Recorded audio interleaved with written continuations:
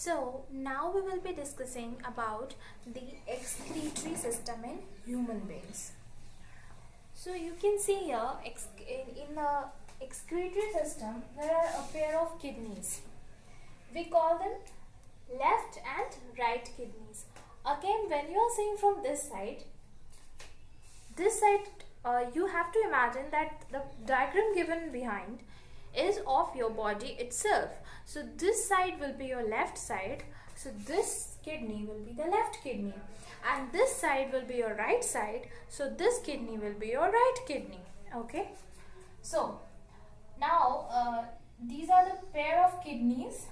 Then these are the blood vessels which are supplying the blood to the kidneys, and these two pipes which I have shown in black color, these are the ureters which carry urine which is made in the kidney to the urinary bladder where it is stored, and then it is excreted out through the urethra. Urination takes place. So what happens? The blood comes via this aorta. Aorta is the main artery in the human body. So this carries the blood to the kidneys. Then from this aorta there are two arteries, one going to the left kidney and one going to the right kidney. The artery which is coming from the aorta, which is the main artery which supplies blood to the entire body from the heart. Now the artery which branches out from this aorta to the left kidney is called the left renal artery. Now the renal word here is used for kidney. So wherever you will like to refer to kidney, you will be using the renal word. Okay. So this renal artery carries the blood to the left renal artery will carry the blood to the left kidney, and right renal artery, you can see here the red colored blood vessel which is carrying the blood to the right kidney. Okay, then in the blue color which is shown, that is the vein, and because this is the main vein, so this is the main vein is vena cava.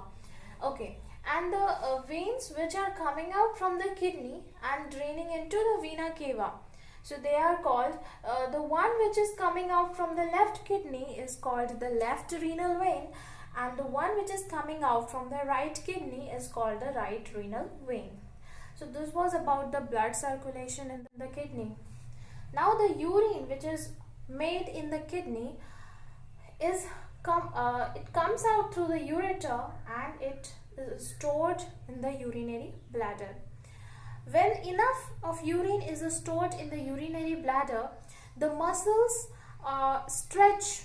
The muscles of the urinary bladder stretch out, and so signals is sent to the brain which sends motor signals back to the muscles in the urethra to pass out the urine. That process is called urination. Okay, now how the blood is filtered? How the blood is filtered in the kidney? So there are millions of nephrons in this kidney. This structure is actually called a nephron. So what are nephron? Nephron are functional units of the kidney. So you can say here these are the parts of the nephron. So this complete structure is one nephron. Like this there are millions of nephrons present in the kidney. Okay, so here in this diagram this is a magnified view of just one nephron. In this kidney, the bean shaped organ which is located at the back side of the body, lower abdomen, in that kidney there are millions of these structures. So these are the functional units of the kidneys because they perform the function of filtration of blood. So the blood comes via the renal artery. This renal artery is supplying the blood to this nephron. In this cup-like structure you are seeing here, this cup-like structure, this is called Bowman's capsule. Okay, capsule which means something which is covering.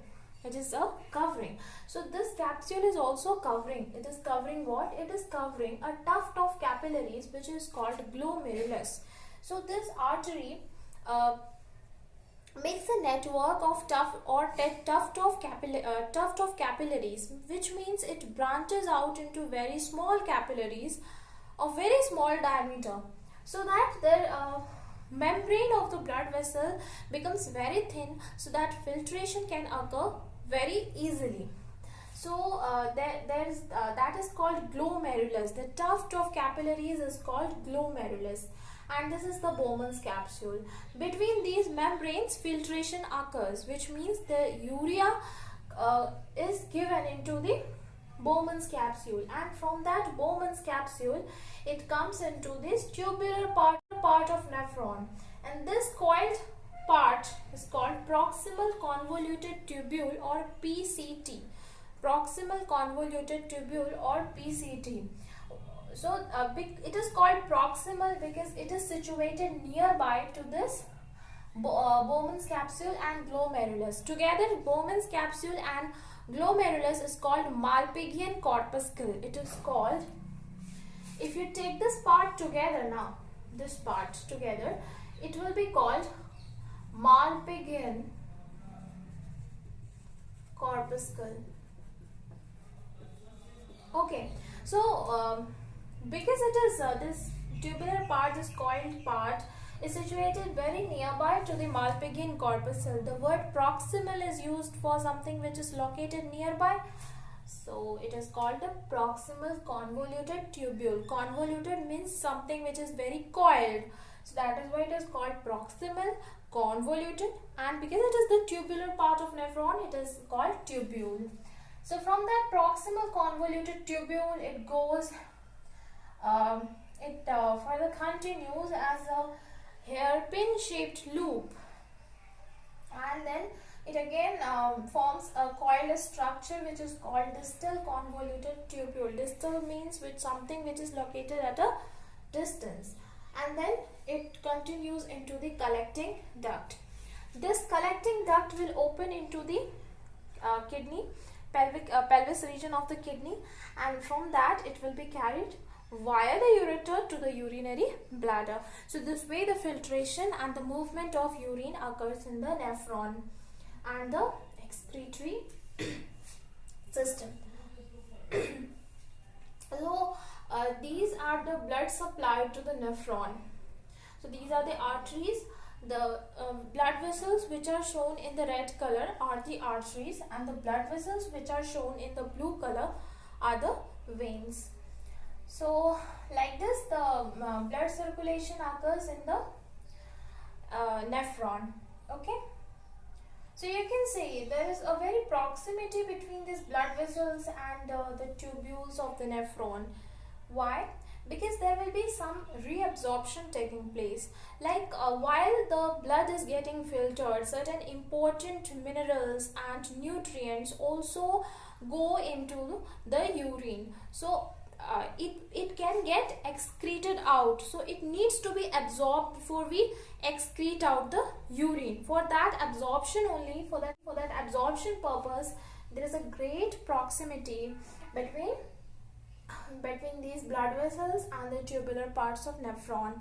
So what will happen? The important nutrients which are required by the body will get absorbed in the blood, so that it does not get filtered out, whereas the waste materials like urea and certain excess of compounds will get excreted. That will remain in the tubular part, and the important nutrients will go into the blood.